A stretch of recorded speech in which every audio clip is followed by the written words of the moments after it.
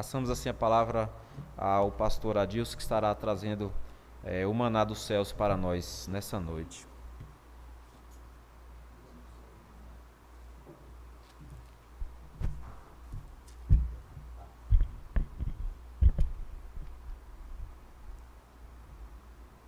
Muito bem, meus irmãos, nós daremos continuidade ao culto que devemos a Deus, agora com a exposição da sua palavra santa e bendita. Eu quero convidá-lo a tomar sua Bíblia e abrir lá na Poesia dos Hebreus, no livro de Cântico, capítulo 5. Cântico, capítulo 5. Eu creio que você perderá muito se você ouvir a mensagem sem o auxílio da sua Bíblia aberta.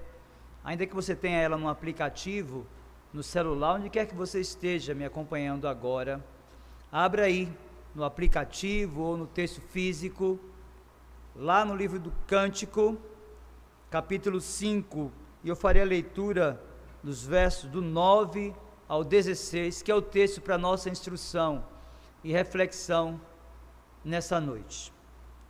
Acompanhem comigo a leitura desta porção da palavra de Deus. Que é o teu amado, mais do que outro amado, ó tu, a mais formosa entre as mulheres? Que é o teu amado, mais do que outro amado, que tanto nos conjuras? O meu amado é alvo e rosado, o mais distinguido entre 10.000. A sua cabeça como o ouro mais apurado, os seus cabelos, cachos de palmeira, são pretos como corvo. Os seus olhos são como os das pombas, junto às correntes das águas, lavados em leite, postos em engaste. As suas faces são como um canteiro de bálsamo, como colinas de ervas aromáticas. Os seus lábios são lírios, que gotejam mirra preciosa. As suas mãos, cilindros de ouro, embutidos de jacintos. O seu ventre, como alvo marfim, coberto de safiras. As suas pernas, colunas de mármore, assentadas em bases de ouro puro. O seu aspecto, como o Líbano, esbelto como os cedros. O seu falar é muitíssimo doce. Sim, ele é totalmente desejável.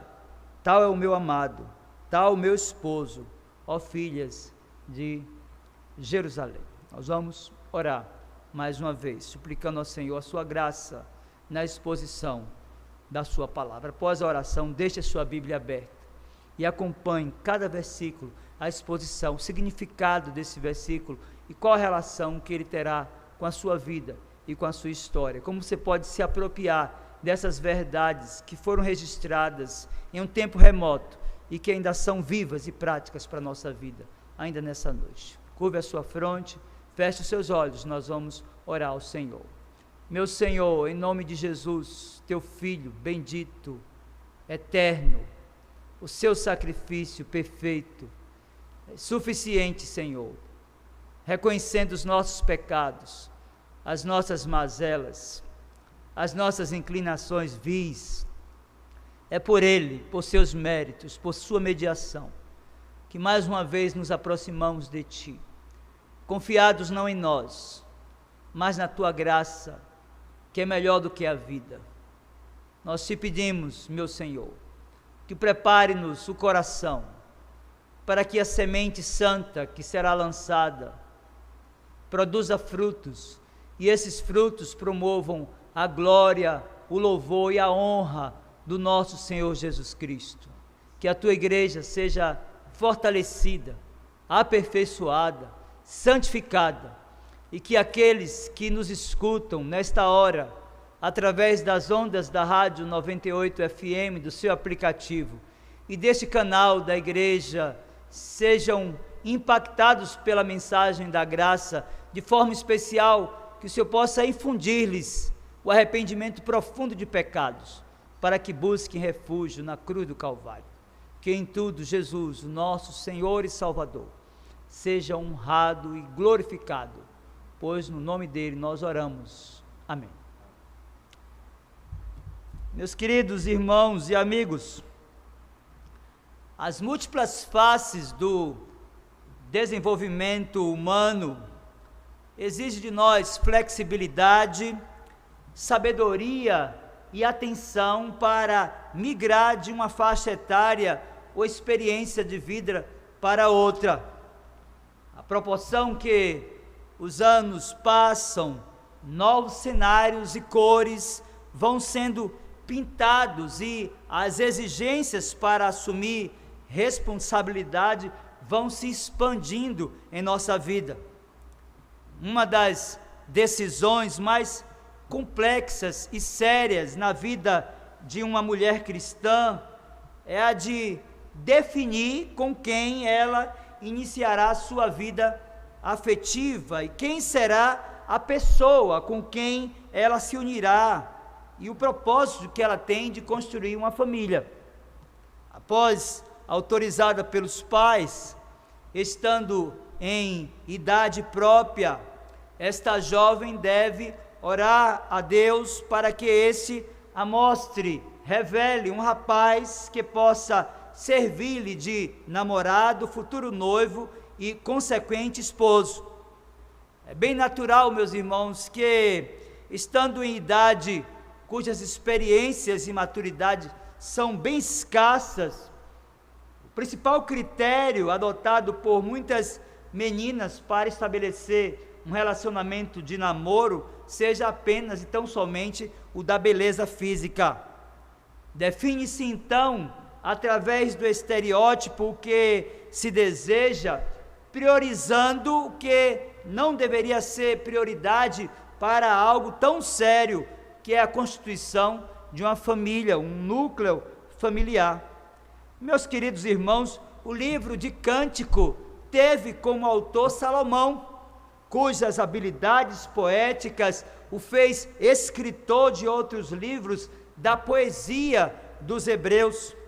Ele compôs esse livro por volta da metade do século X a.C., em formas de verso com poesias de amor. Os versos contidos nesse livro da poesia dos hebreus são curtos e, podemos dizer, ritmados, e o estilo literário da composição deste livro revela riqueza de figura e linguagem com muita sensualidade. O termo cântico, meu querido irmão, significa uma canção alegre e é desprovido de conotação religiosa. Já a expressão Cântico dos Cânticos indica o maior de todos os cânticos, cujo conceito é de uma canção que pode ser definida como inigualável. Os capítulos de 5 a 8 do livro de Cântico de Salomão marcam a continuidade lógica dos capítulos antecedentes. A estrofe, que é objeto da exposição desta mensagem, tem em seu início aquilo que nós podemos definir como um enigma e exige uma solução. Trata-se do coro da poesia ou dessa canção composta por Salomão, e você pode definir como você quiser, mas veja o que é que o texto nos diz lá em Cântico, no capítulo 5, versículo 9. Veja: que é o teu amado mais do que outro amado, ó tu mais formosa entre as mulheres, que é o teu amado mais do que outro amado, que tanto nos conjuras. Meus queridos irmãos, as duas perguntas com a repetição da palavra amado consiste na discussão do significado ou interpretação desta passagem. Nesse sentido, nós poderíamos dizer que aquelas mulheres da cidade estavam interessadas em obter informações detalhadas da intimidade daquela jovem, já que ela definiu o seu amado como superior a todos os outros homens. Algumas interpretações aqui sinalizam a tradução dessa expressão amado como amante, e outras traduções até por relações sexuais. Contudo, meu querido irmão, esta ideia não encontra assento no comportamento irrepreensível daquela moça que era pura. Isso fica mais evidente quando nós folheamos nesse mesmo livro, capítulo 4, verso 2, que diz: jardim fechado és tu, minha irmã, noiva minha, manancial recluso, fonte selada. Meus queridos, de fato, esta era uma moça virgem e jovem, que estava encantada com a beleza do seu noivo. O encanto dessa noiva, a beleza superavitária do seu amado, é revelada em detalhes na resposta dada às mulheres da cidade. Veja o verso de número 9, que é o coro que nós encontramos aqui, antes da estrofe que nós vamos expor. Traz duas perguntas que ela passa a responder a partir do versículo 10. O livro de Cantares tem dois registros poéticos, minuciosos, dessa natureza detalhada da beleza humana. O outro encontra-se lá no capítulo 7, verso do 1 até o 5, e eles conservam traços semelhantes. Por exemplo, é possível que você encontre tanto no capítulo 5, a partir do versículo 10 e até o versículo 16, como no capítulo 7, verso 1 até o versículo 5, uma progressão ordenada, uma descrição detalhada, partindo da cabeça do homem até os seus pés. Há também comparações geográficas com flores, especiarias e uma arquitetura humana exuberante, comparada aos ourives e os olheiros.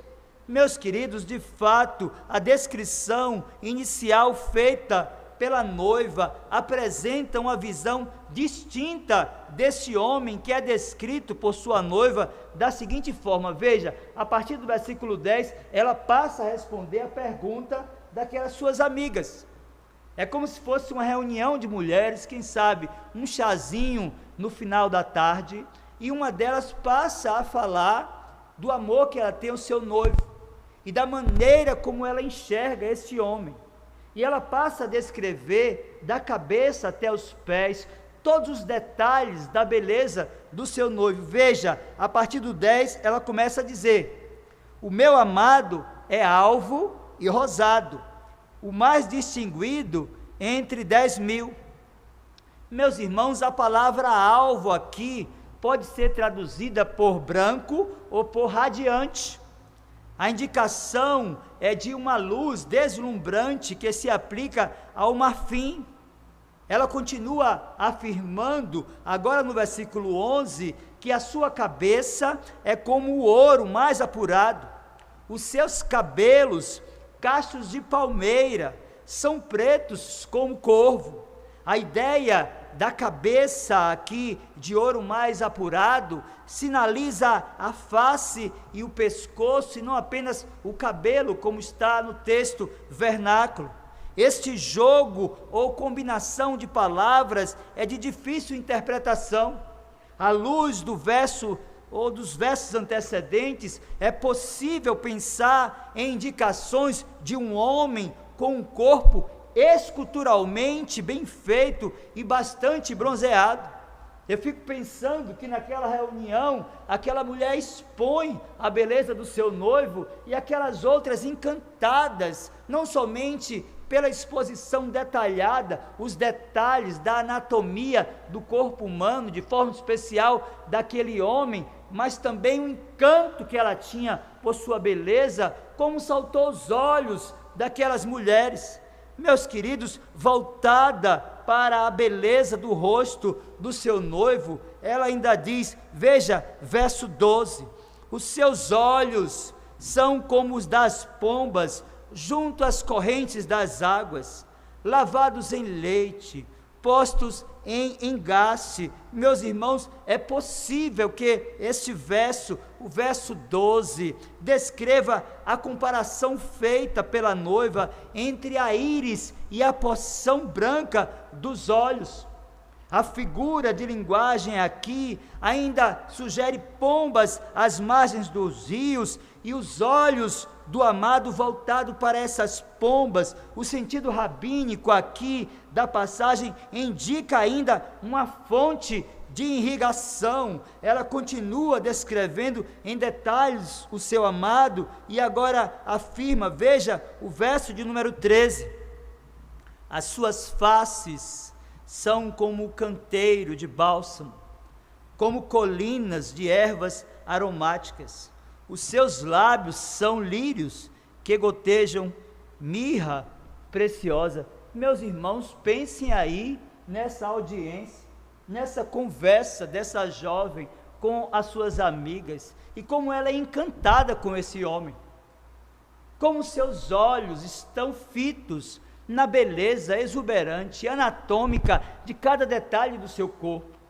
Ela não somente se encantou com a beleza do seu noivo, mas ela faz com que outras mulheres também passem a observá-lo de tal forma que elas enxergassem a mesma beleza que ela enxergava naquele homem que era o amado da sua alma.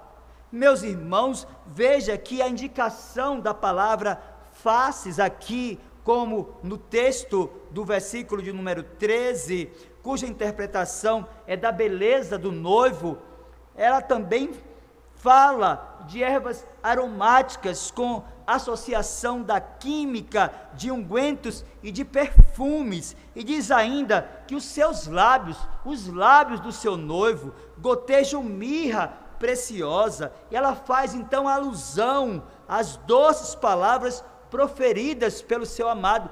Veja que a beleza não é apenas estrutural, veja que a beleza não é apenas a beleza física, veja que ela não está apenas diante de um estereótipo que lhe chama a atenção e que lhe atrai, mas este homem, o seu noivo, ele também é alguém cujas palavras trazem alegria, cujas palavras trazem felicidade, cujas palavras trazem contentamento àquela jovem que está encantada por ter encontrado o seu noivo. Meus irmãos, ele concentrava, através da sua beleza física e emocional, todas as qualidades que atraem uma mulher. De fato, este é um homem com um padrão de beleza física e comportamental desejado por qualquer mulher, e eu fico pensando que a proporção que ela fala, que ela faz com que os seus olhos brilhem diante da face e da beleza daquele seu noivo. Aquelas suas amigas também estavam encantadas com a beleza exuberante daquele homem, e de fato, meus irmãos, é possível que muitas das suas amigas estivessem em suspiros elogiosos daquelas condição em que elas ouviam da beleza daquele homem, mas vejam que ela continua expondo os detalhes da beleza física do seu noivo, e agora em ordem decrescente, já que ela começou da cabeça daquele homem e está caminhando para os pés, ela afirma, verso 14, as suas mãos, cilindros de ouro, embutidos de jacinto, o seu ventre como alvo marfim, coberto de safira. Perceba que ela expõe em detalhes a beleza física do seu noivo, e agora então ela vai falar exatamente dos cilindros de ouro, embutidos em jacintos. Fala também do ventre do seu noivo, fala dele como alvo marfim e coberto de safira. Meus queridos irmãos e amigos, ela continua falando das mãos, que conforme o texto original pode ser qualquer parte do braço, o qual ela compara a cilindros de ouro, associando esta parte do corpo do seu amado ao metal mais precioso. Ela está vendo beleza no braço daquele homem, ela olha para o braço e não é apenas a mão, e consegue associar o braço do seu noivo à figura do metal mais precioso que nós temos, que é o ouro. E ao se referir ao ventre, ela volta o seu olhar para as costas do seu noivo, a qual ela define como lisa, como polida e como brilhante, e percebe-se aqui uma quantidade enorme de hipérbole poética, isso fica mais claro no final do versículo, quando a noiva utiliza dos recursos do marfim e pedra de safira para conferir visibilidade e qualidade a esta parte do corpo do seu noivo. Quanto mais lemos, quanto mais nos debruçamos sobre esta passagem, mais nós percebemos o quanto aquela mulher estava encantada com a beleza daquele homem. Obviamente que nós ficamos a nos perguntar: que homem é este? Que qualidade de homem que essa mulher encontrou? Quanto tempo de oração na sua vida ela reservou para que Deus lhe apresentasse algo tão nobre, tão sublime, tão especial? O texto se encaminha para o final e, seguindo ainda a ordem decrescente, onde ela iniciou a narrativa poética da descrição do corpo do seu noivo através da cabeça, o verso de número 15 desce às regiões inferiores do corpo humano, quando aquela jovem diz: as suas pernas, colunas de mármore, assentadas em bases de ouro puro, o seu aspecto como o Líbano, esbelto como os cedros. Meus queridos irmãos, essa expressão, suas pernas, pode ser traduzida por suas coxas, o que inclui a perna toda, da coxa, da parte superior da coxa até o tornozelo. A palavra utilizada aqui é a mesma encontrada no livro da lei para definir a coxa direita do animal que era levado ao sacrifício no passado. A comparação, a coluna de mármore e o aspecto como do Líbano, descrito por esta jovem, revelam a beleza majestática, a singularidade do que está diante dos olhos daquela jovem mulher. E ao caminhar para as considerações finais da beleza que ele encantava, ela se depara com a voz do seu amado. Perceba agora que ela deixa de falar da condição do seu corpo e vai falar das suas emoções, a maneira pela qual aquele homem se dirigia a ela. Verso 16, então, o final da exposição desse texto diz: o seu falar é muitíssimo doce, sim, ele é totalmente desejável. Tal é o meu amado, tal o meu esposo, ó filhas de Jerusalém. Meus irmãos, a palavra esposo aqui, como no verso 16, não retira a definição que nós demos no início de que este era o seu noivo e não o seu marido. A palavra esposo aqui no verso 16, bem como lá no Salmo 45, verso 14, revelam camaradagem, revelam amizade, revelam uma relação sem conotação sexual. É importante lembrar que há muitos casos em que a amizade vai mais longe do que a mera compatibilidade sexual e excitação erótica. Portanto, são felizes os casados cujos cônjuges, além de parceiros sexuais, são também amigos. É esta a realidade dessa jovem. É apenas uma noiva, é uma mulher virgem, casta, que está diante da beleza do seu marido e aguarda no Senhor o tempo da efetivação do seu casamento, o tempo próprio para o estabelecimento da intimidade entre um casal.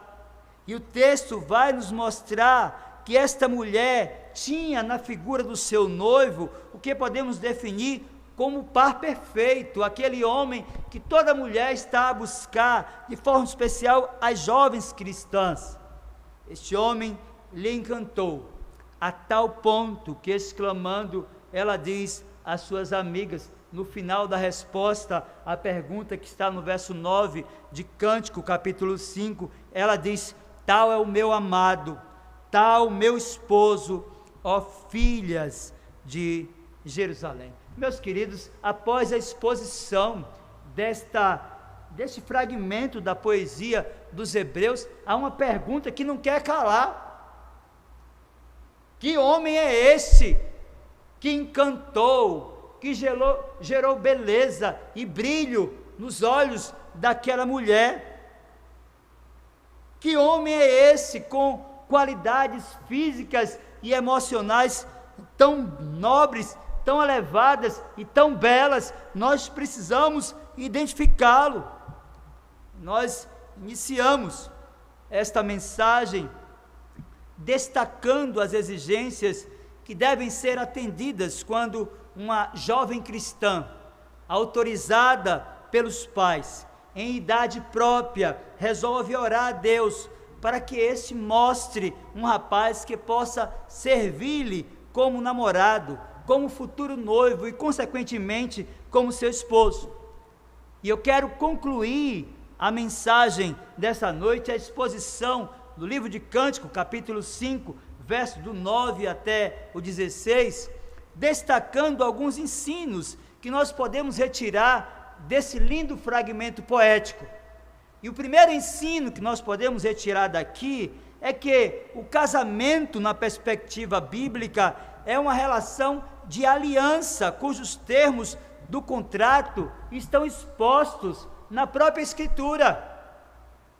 Esta é a primeira grande e poderosa lição que nós podemos retirar desta passagem. Com isso, nós devemos compreender que a decisão de namorar deve ser precedida de oração.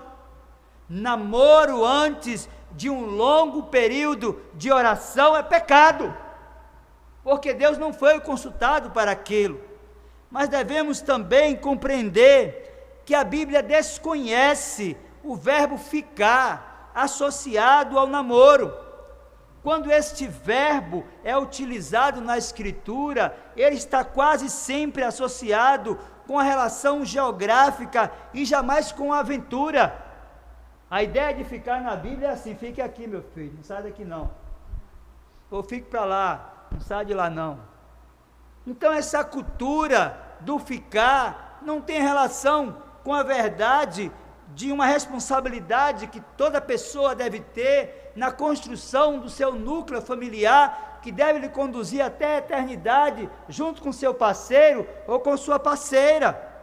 É importante também pensarmos que há uma idade própria para o início do namoro, que não deve ser muito cedo. É importante que se diga que quanto mais cedo se inicia o namoro, maiores serão as possibilidades de muitos problemas que um casal pode assumir. Um namoro, para ser abençoado, deve ter também o aval dos pais ou dos responsáveis, e fora desse princípio, será um risco e um pecado contra o 5º mandamento, que é o primeiro mandamento com promessa. E Paulo cita esse mandamento aos pais, evocando a responsabilidade dos filhos, quando diz: honra teu pai e a tua mãe, para que se prolongue os teus dias na terra. Então, nenhuma jovem, nenhum jovem deve começar um namoro sem o aval dos seus pais ou dos seus responsáveis. É isso que a Bíblia nos ensina acerca de namoro. Mas é importante, seguindo para o final, compreendermos também que o casamento na Bíblia é entre pessoas de sexo oposto. Ou seja, casamento na Bíblia é definido como uma relação heterossexual, monogâmica e inviolável. É importante que se fale nisso, porque ele é um modelo imperfeito da relação de aliança do Senhor com o seu povo. Devemos lembrar que no Antigo Testamento, Deus é apresentado como o marido de uma esposa que é Israel enquanto nação. Devemos lembrar que no Novo Testamento, Cristo é o noivo e a noiva a igreja, redimida pelo seu precioso sangue. Meus queridos irmãos, portanto, ainda que esta moça que fala para suas amigas do seu noivo, expondo de forma empolgada a beleza exuberante e anatômica do corpo daquele rapaz, ainda que ela exponha a beleza emocional por sua fala, pelo seu cuidado, nós devemos pensar que os olhos daquela jovem estavam voltados para o Senhor Jesus. Ela representa enfaticamente a noiva, que é a igreja, e este homem de beleza perfeita, exuberante, tanto no corpo quanto nas emoções, é o Senhor Jesus Cristo, o Filho unigênito do Pai, o único mediador entre Deus e o homem, o profeta, o sacerdote, o rei medianeiro, o cabeça e salvador da sua igreja. É esta beleza encantadora que chama a atenção daquela mulher. Ou seja, a proporção que ela expõe, a beleza anatômica, exuberante do seu noivo, compreendendo que aquele era o homem que Deus havia escolhido para que ela pudesse se juntar, para que ela pudesse se casar, para que ela pudesse constituir uma família.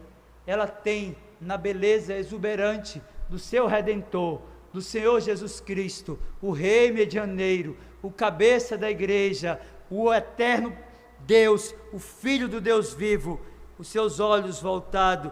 Ele de fato é o herdeiro de todas as coisas, ele de fato é o juiz do mundo, ele de fato recebeu do Pai, desde toda a eternidade, um povo para ser sua semente e para, no tempo devido, ser redimido por ele, ser chamado por ele, ser justificado por ele, ser santificado por ele e ser glorificado por ele. Meus queridos irmãos, é este o homem que encantou essa mulher, cujo ser e perfeição infundiu amor desmedido no seu coração. Ela se sente igreja, ela é a noiva imaculada do Cordeiro, casta, santa, pura, santificada. Ela está com os seus olhos voltados para o Senhor Jesus Cristo, e a proporção que caminhamos para o final desta exposição, nós precisamos de fazer algumas perguntas que exigem-nos resposta. Você já está em uma relação de aliança com Ele? Você pode chamá-lo como esta jovem de noivo?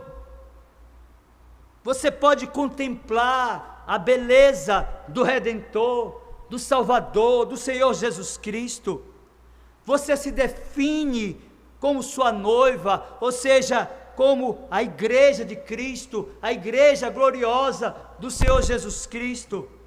Se de fato você se compreende como noiva de Cristo e deseja encontrá-lo, possivelmente como João o apóstolo, você dirá: o Espírito e a noiva dizem: vem.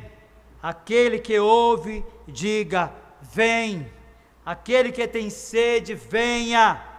E quem quiser, receba da graça, receba de graça a água da vida.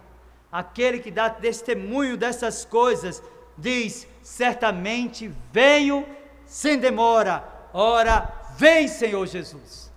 Essa é a expectativa de um enlace matrimonial dessa mulher.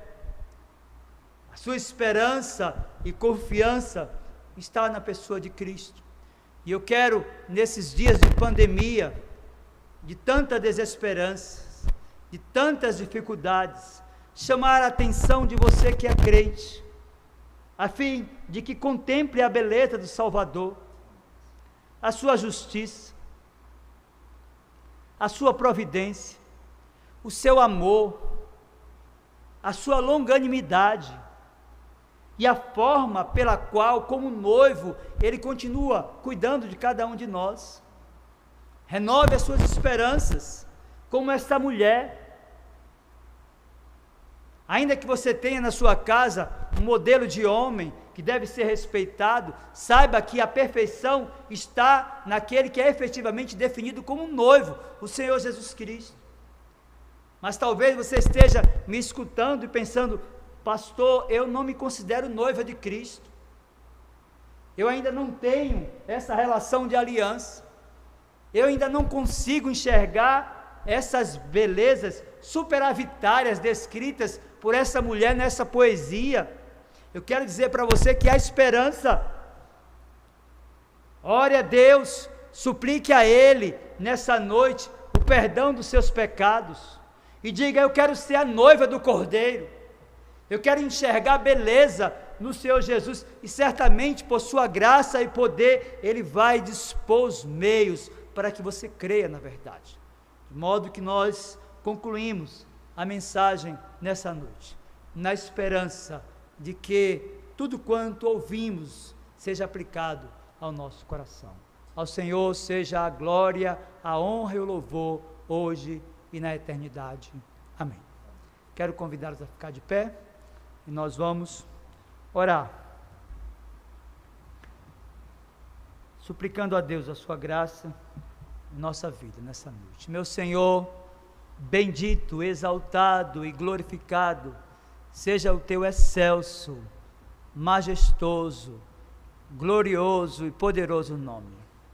Nós bendizemos a Ti, porque as escamas que nos impediam de enxergar a beleza de Cristo, elas caíram, e como aquela jovem que enxergava a beleza no seu companheiro, cujos olhos estavam voltados para a perfeição do Senhor Jesus, assim também nós enxergamos beleza no Teu Filho, no seu sacrifício perfeito, no seu sacrifício eterno, no seu sacrifício suficiente, e nós pedimos, meu Senhor, que gere em nosso coração contentamento e esperança, porque o nosso noivo, o Senhor Jesus Cristo, tem provido todas as coisas para o nosso bem e para o nosso crescimento na Tua presença.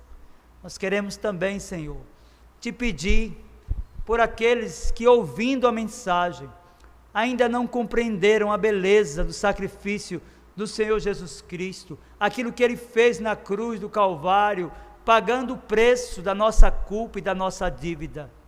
Desvenda os mistérios da Tua lei a esta pessoa, meu Senhor, e concede-lhe profundo arrependimento de pecados, para que, crendo em Ti, como único Deus vivo e verdadeiro, e em Jesus Teu Filho, como único e suficiente Salvador, firme uma aliança de amor com a pessoa do nosso Redentor, o Senhor Jesus Cristo, que Ele mesmo aplique a Tua palavra ao nosso coração. Amém. Recebam a bênção, irmãos. Que a graça do Senhor Jesus, o amor de Deus, o nosso muito bondoso Pai, o poder, a comunhão e as consolações do Santo Espírito de Deus, sejam sobre vós, irmãos, e sobre vós repouse. Assim vos abençoe o Deus Pai, Filho e Espírito Santo. Amém. Podem sentar. Quero, ainda de posse do tempo que temos, agradecer a você que esteve conosco através das ondas da Rádio 98, dizer para